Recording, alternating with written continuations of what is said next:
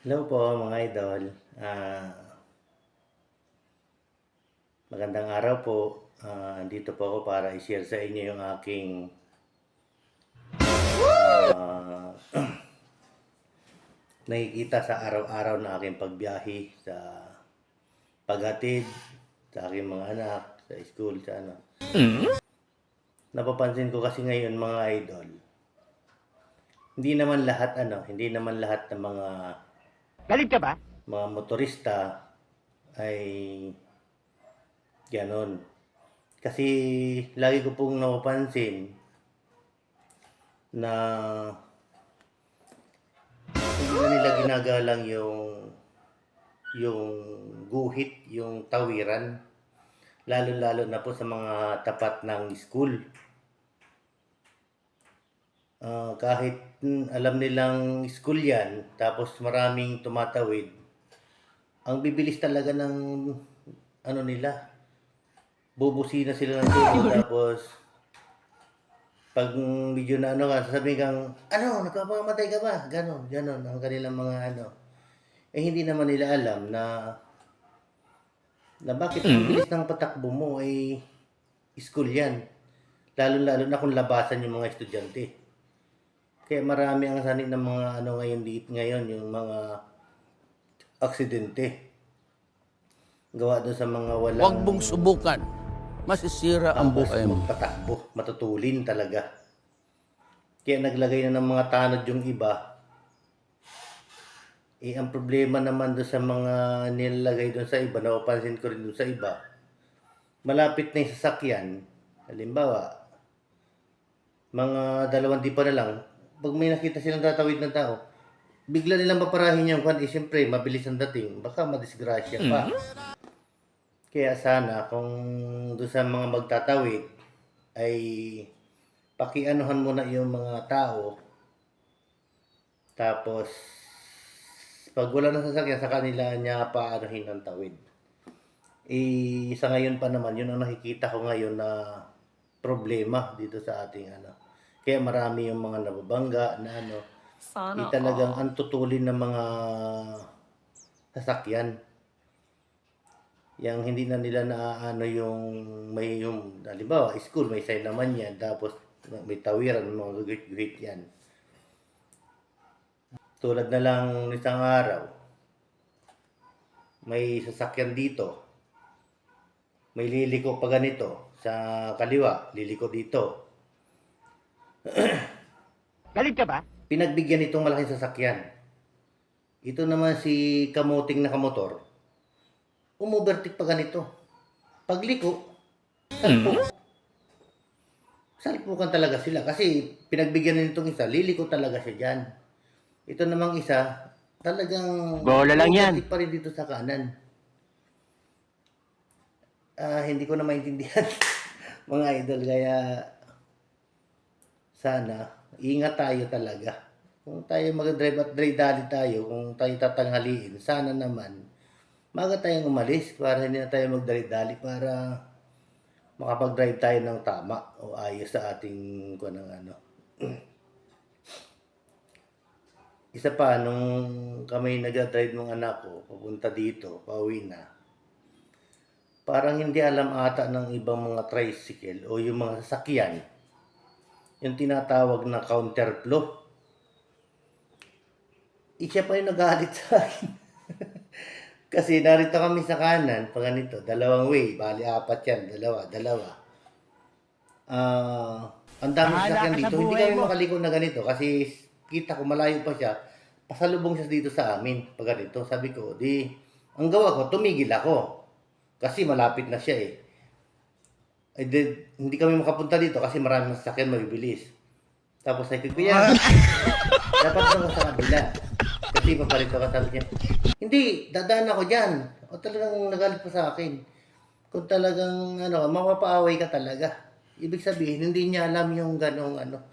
Para bang may sarili siyang mundo. Kung saan niya gusto dumaan doon, pwede dadaan na lang siya mga idol.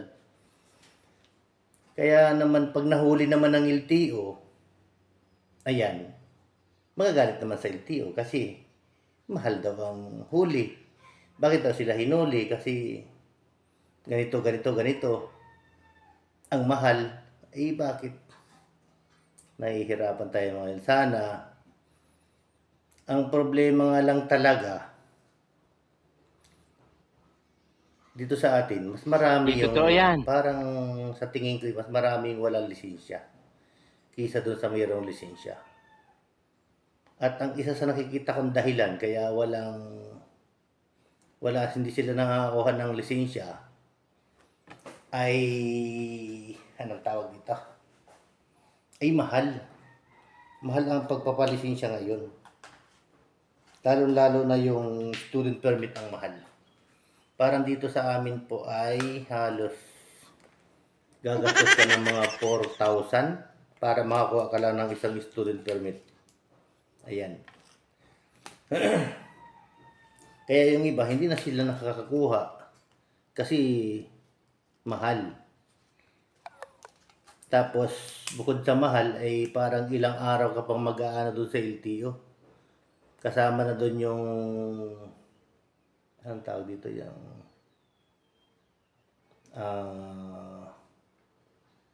test drive. Kasama na yan dyan. Kaya ngayon, bago ka makakuha ng student permit, ay talagang parang butas ng karayom. Kailangan talaga may pera ka, tapos kulang mo ng panahon kung gusto mo talagang magkalisensya.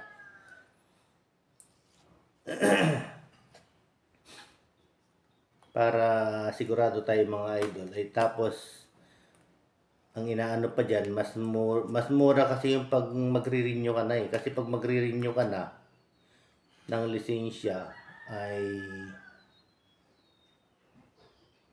ang gagawin mo na lang ay mag-i-exam ka na lang. Exam, tapos drive test, yan. At pag nakapasa ka naman, okay na yan. Dala-dala mo na agad yung iyong lisensya. Ganito. 10 years yan pa. Sa una ata 5 years. Tapos, pag wala kang huli, 10 years na. 10 years na ang mga idol. Ang pinakang yung bago ma-expire siya. Talagang ikaw ay senior na. Senior citizen. O, sa yung tagal mo ng 4 na araw doon sa pagka ng student permit, tapos maghihintay ka lang siguro naman ng mga 3 buwan, ganyan, pwede na siguro i-renew yan. At isa pa nga pala idol, doon sa mga hindi pa nakakaalam na kumuha po ng student permit, meron naman pong ibinibigay pag minsan dyan sa barangay, libre. Sana naman, pag mag-drive sila, meron silang professional sa likod. Kasi bawal po yung wala. Kasi student permit pa lang po yung kanilang lisensya. Hindi pa yun bago ka dadaan ka pa sa non-proof bago makapag-professional ka ng lisensya. Doon sa atin naman, hindi ko na po inilabas yung video ng aking mga nakuhanan na sasakyan kasi nag-aingat din po ako baka maanuhan ako ng bawal yan, ba't binidyohan mo ako ng ganyan. Iyon po ang aking iniiwasan. Baka po maano yung YouTube ko. Sa Oriental Mindoro sa amin lang yan. Hindi po yan kung nakikita sa kahit hindi naman ako pupunta ng ibang lugar kundi dito lang sa amin. Sa Oriental Mindoro. Yun ang napapansin ko dito mga idol. Talagang ang mga sasakyan sa dami ng school dito sa highway, sa tabing highway, lalo na pag yung hapon, pag maglalabasan yan, talagang baliwala sa mga sasakyan yan. Alam nilang tatawid yung mga estudyante, ang bibilis pa rin ng ang bibilis ng kanilang takbo. Kaya sana doon sa mga mga kinukuha nilang barangay tanod o yung magtatawid doon sa dapat iharang nila yung yung pinakang katulad sa Nabuslot sa Nabuslot kasi malimit diyan sa Nabuslot barangay Nabuslot malimit diyan magkaroon ng aksidente kasi talagang bilo-bilo na sasakyan diyan lalo na pag pupunta ka sa Coro. Ang bilis ng salida ng mga yan. Kasi malayo ka pa doon sa pinakang likuan. Kaya ang akala nila, highway, ay matulin. Ay, highway talaga matulin. Pero dapat, pag nakita mong may sign ng school, at alam mo nagalabasan na, talagang dapat mag-minor ka na. Kaya sana maiwasan po natin yung ganyang mga senaryo na halos araw-araw merong na babasa ko sa Facebook na uy, may banggaan dun. Tulad kahapon dyan sa Santa Rita, sa tapat dyan sa pulo dyan, dun, madali, hapon, banggaan. Noong nakaraang araw, nakaraang linggo, madami ding ano dyan, aksidenteng na itala dyan. Talagang, yun ay sa ano, ibig sabihin ay wala silang disiplina sa kanilang sarili sa pag-drive nila. Tapos pag naman sila sinisita ng LTO o HPG, nagagalit sila. Sabihin na narira naman yung mga kumag talaga. Di naman, wag natin sisihin yung mga HPG at saka LTO o kaya yung mga polis. Kasi mga idol, sila po ay nagtatrabaho din lang. Ayon sa pinatutupad nila yung alam nilang tama na ayon sa batas na kanilang ipinatutupad. Yun po yun. Huwag po tayong magagalit sa kanila kasi trabaho lang yan. Yan naman ay kung pag minsan nga nadala natin sa pakiusap kung talagang madali talo. Halimbawa, wala tayong lisensya na huli. Makiusap lang tayo naman, huwag tayong magagalit pa sa kanila na para tayong mayabang. Makiusap lang tayo kung papayag sila. Kung papayag, hindi ko naman inaano na talagang papayag sila.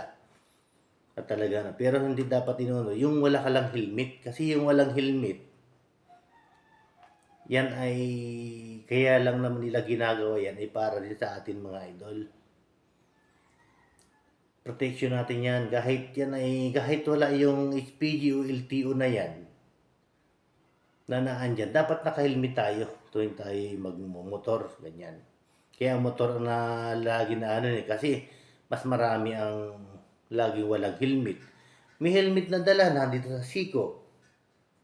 O kaya andito sa lagayan dito sa likod. O kaya naroon sa box na yung magandang box, bumili sila, lagayan ng helmet. At pag nakita ngayon na tanong yung LTO, nakatambak na yung ano, saka nila susuotin. At saka sila, hindi naman yung pang-LTO, kundi yun ay para sa ating kaligtasan mga idol. Kaya pasensya na dun sa mga tinatamaan ng mga motorista. Talagang dapat tayo ay sumunod sa kanilang mga pinatutupad na batas para wala tayong problema mga idol.